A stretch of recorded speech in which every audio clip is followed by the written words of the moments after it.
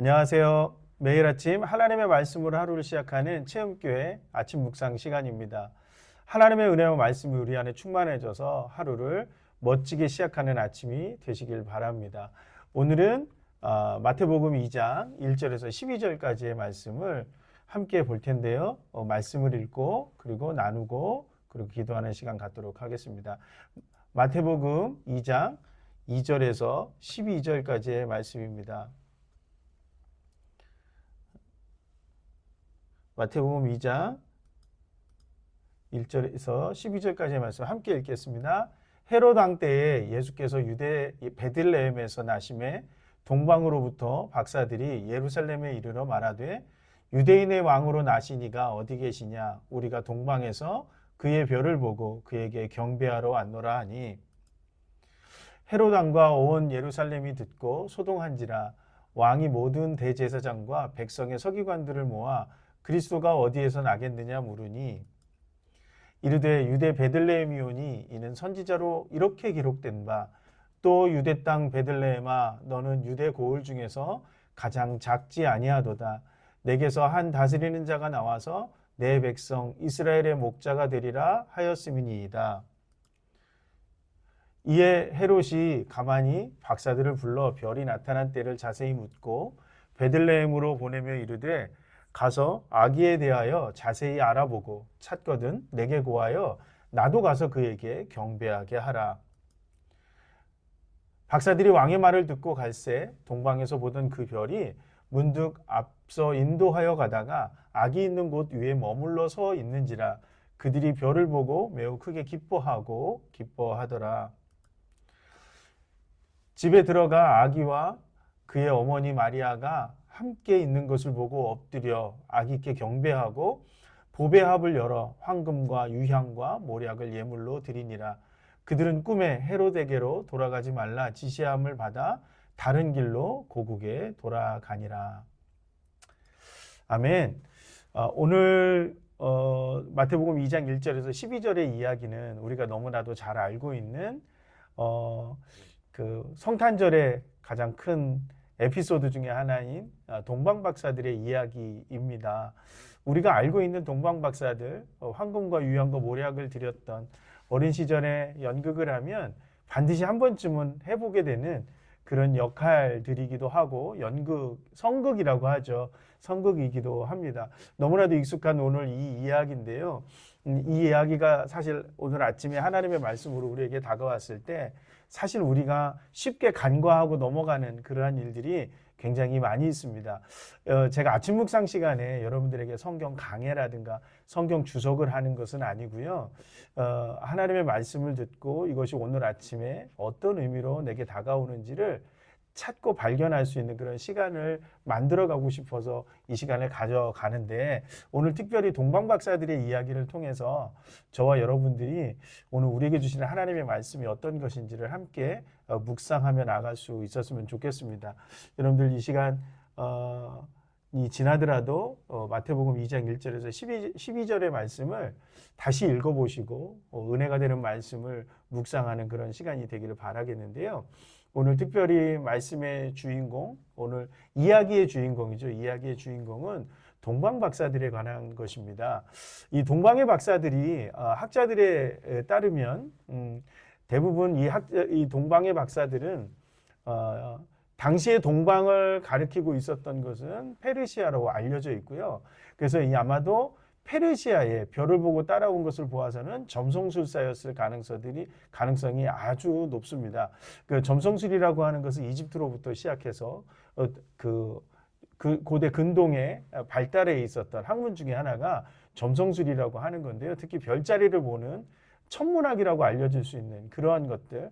단순하게 천문을 보고 이렇게 확인하는 것이 아니라 그것을 가지고 이제 운명을 점치는 이제 그런 것들이 이제 점성술이라고 말할 수가 있는데요.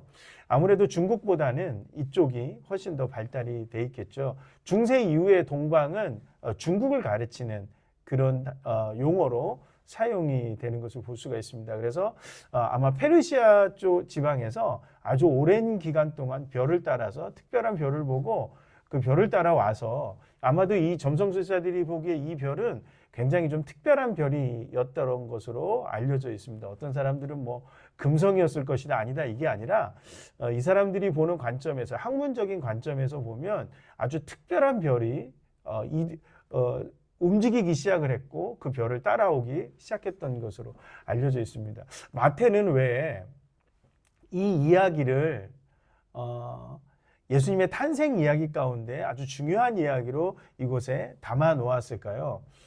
베들레헴에서 나시메라고 하는 것을 보면 예수님이 나신 이후에 동방박사들이 도착했다라는 것을 알 수가 있겠죠. 누가복음은 오히려 목자들, 가장 먼저 경배했던 목자들의 이야기를 하는데 구약의 율법을 신약 가운데 어떻게 구약의 율법 예언의 말씀들이 성취됐는지를 중심으로 보았던 이 마태가 왜 이 말씀을 여기에다가 집어넣었을까? 그것은 우리가 좀 이해할 때 쉽게 해석하기 좀 어려운 부분들이라는 것을 알 수가 좀 있는데요. 오히려 마태가 볼 때는 율법을 아는 사람들, 오늘 이야기는 두 부류로 이렇게 나누어져서 사실은 우리가 좀 해석을 할 필요가 있는데요. 두 부류의 사람이 있습니다. 하나는 이방 사람들이고 동방의 박사들, 이방 사람들로 분류되는 동방의 박사들입니다. 이 사람들이 예수님의 메시아 탄생을 알고 온 것도 아니고 신비로운 자연현상을 연구하다 발견하다가 그거를 발견하고 따라오다 보니까 여기까지 오게 된 거고 그런 사람이 있는 거고요. 또 하나는 율법을 성경을 알고 예언의 말씀도 알고 심지어 헤롯이 물어보았을 때 율법사들은 뭐라고까지 얘기하냐면 메시아가 어디에서 오실지까지도 알고 있는 사람들이 바로 이 사람들이었다라고 하는 거죠. 그런데 오늘 이야기의 끝을 보면 동방의 박사들, 성경도 모르고 예언도 모르고 율법도 모르는 동방의 박사들은 예수님을 경배하고 영접하지만 헤롯과 대제사장들, 서기관과 율법사들은 예수님을 영접하지 않죠. 오히려 산의 아이들을 죽이겠다라고 명령을 내리고 오히려 예수님을 찾아서 죽이려고 하는 새로운 메시아의 등장을 용납하지 않는 그런 모습을 볼 수 있다라는 거예요. 어쩌면 마태는 오늘 이 동방 박사들의 이야기를 통해서 하고 싶었던 것은 어떤 거냐면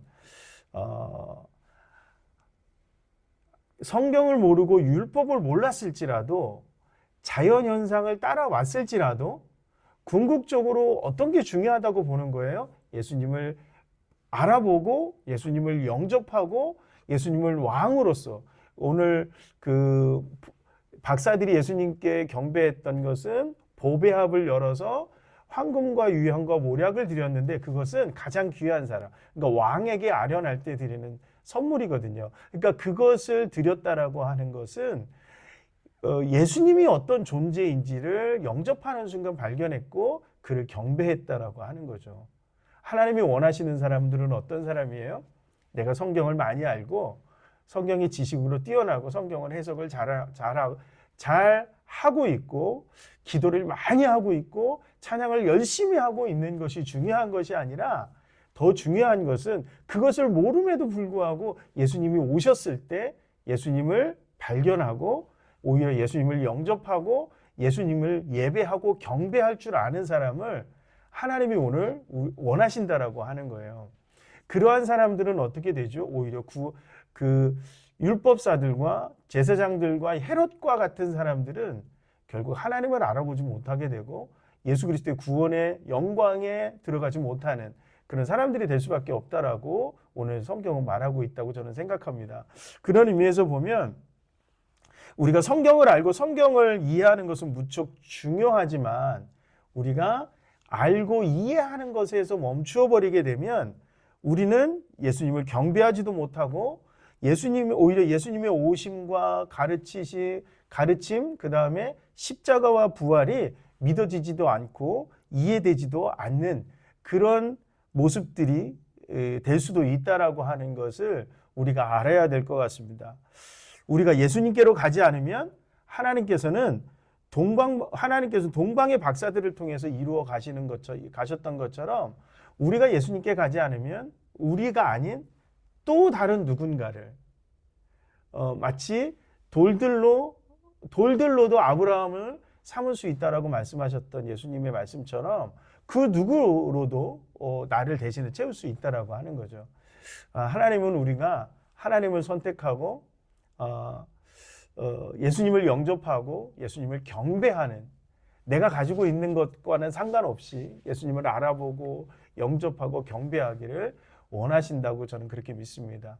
오늘 하루 우리가 성경의 지식은 좀 부족하고 기도도 부족하고 찬양도 부족하지만 그럼에도 불구하고 예수님을 발견하고 우리와 함께 계신 예수님을 예배하고 경배하고 예수님을 다시 우리의 마음속에서 영접하는 그런 하루가 될 수 있었으면 좋겠습니다. 그리고 또 한 가지의 이야기가 있는데요.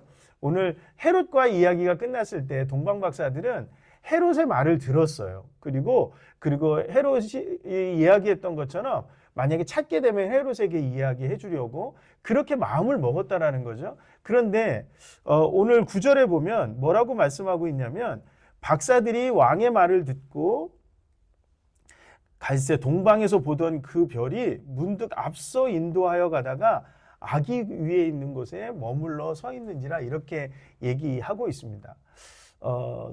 헤롯의 말을 듣고 가지만 그들은 궁극적으로 어떤 것을 따라가요?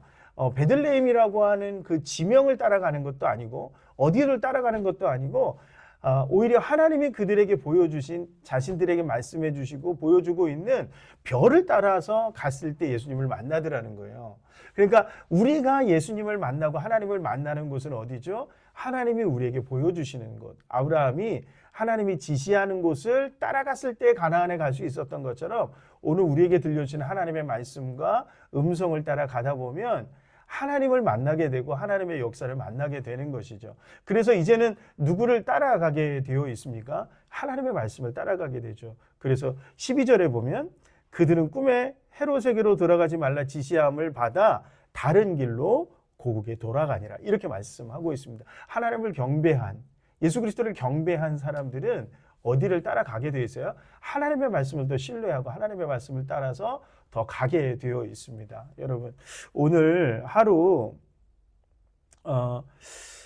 하나님을 만난 기쁨을 가지고 있고, 그리고 성경을 통해 우리가 무엇을 해야 하는지 분명히 알고 있음에도 불구하고 주변의 상황이나 나보다 더 뛰어나다고 생각하는 사람들이 나에게 말하는 그런 것들을 더 신뢰함으로 말미암아 우리가 하나님이 원하는 길을 가지 못하고 하나님이 기뻐하는 길을 가지 못한다라고 하는 것은 올바른 믿음의 길이 아니라고 하는 거죠. 어떤 상황에서도 중요한 것은 나에게 말씀하시는 하나님을 따라가는 것입니다. 오늘 하루 어떤 일이 우리에게 벌어질지 모르고 어떤 일이 있을지 모릅니다. 그런데 어떤 상황이 있을 때 어디로 가야 될지 알지 못할 때 우리가 먼저 귀 기울여야 하는 것은 하나님의 말씀이죠. 예수님을 만나고 경배하고 영접할 수 있을 때, 그럴 때 우리가 하나님이 오늘 동방 박사들이 예수님께로 갈 수 있었던 것처럼 하나님께로 나아가고 하나님의 은혜와 능력을 따라서 안전하게 우리를 인도하시는 하나님을 발견할 수 있을 거라고 생각합니다. 어제 말씀 나눴던 것처럼 1장에서 말씀 나눴던 것처럼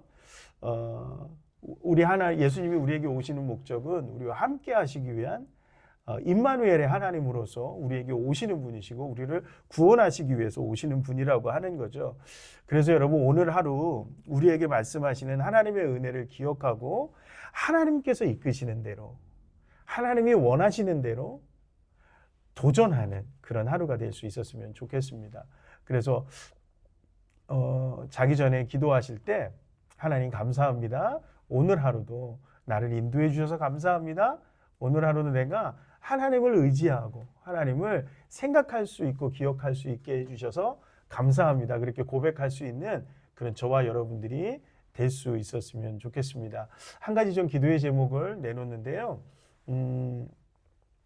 이란의 상황이 굉장히 어렵습니다. 제가 유튜브를 통해서 잠깐 뉴스를 보고 왔는데요. 12,000명 정도가 살해당한 것으로 비공식적으로 알려져 있는데, 여러분, 그 이란이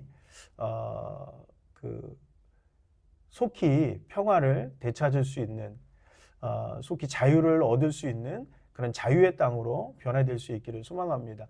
이 이란에는요, 예전부터 이슬람 땅이기는 하지만 예전부터 자생하고 있는 아주 오래된 그리스도인의 믿음의 혈통들이 있습니다. 그 믿음의 혈통들이 저는 지금 기도하고 있을 거라고 생각합니다. 여러분 그들을 위해서 같이 기도해 주셨으면 좋겠습니다. 제가 기도하겠습니다. 은혜가 풍성하시고 자비하신 하나님, 오늘도 우리에게 귀한 은혜 주셔서 하루를 말씀으로 기도로 시작할 수 있도록 인도해 주셔서 감사합니다. 특별히 오늘 동방박사들의 이야기를 통해 우리가 다시 한번 깨닫습니다.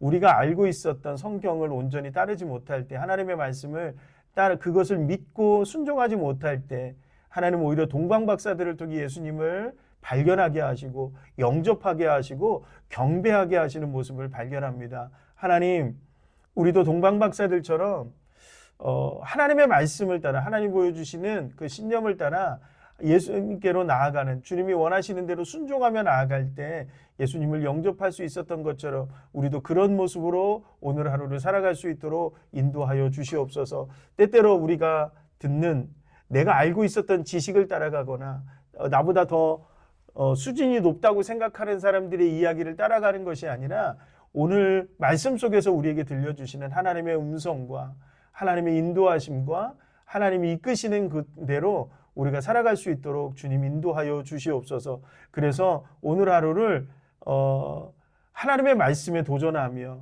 하나님의 말씀을 붙잡고 도전하며 승리하는 하루를 살아가길 소망합니다. 특별히 기도하는 것은 이란 땅을 위해서 기도합니다. 이슬람 그 강압 정권 안에서 이제 자유를 찾기 위해 일어선 그들을 주님 보호하여 주시고 더 많은 희생자들이 나오지 않기를 소망합니다. 그곳 가운데 화평과 평안이 임하게 도와주시고 자유가 임하는 땅이 될 수 있도록, 그래서 숨죽이며 예배하는 곳이 아니라 이제는 예배의 자유와 신앙의 자유를 얻을 수 있는 그러한 땅이 될 수 있기를 소망합니다. 하나님 그 땅 가운데 함께하여 주시옵소서. 예수님의 이름으로 기도합니다. 아멘. 오늘 하루도 이제 각자 자신의 기도를 가지고 하나님 앞에 나아갈 수 있는 시간을 가지시기 바랍니다. 감사합니다.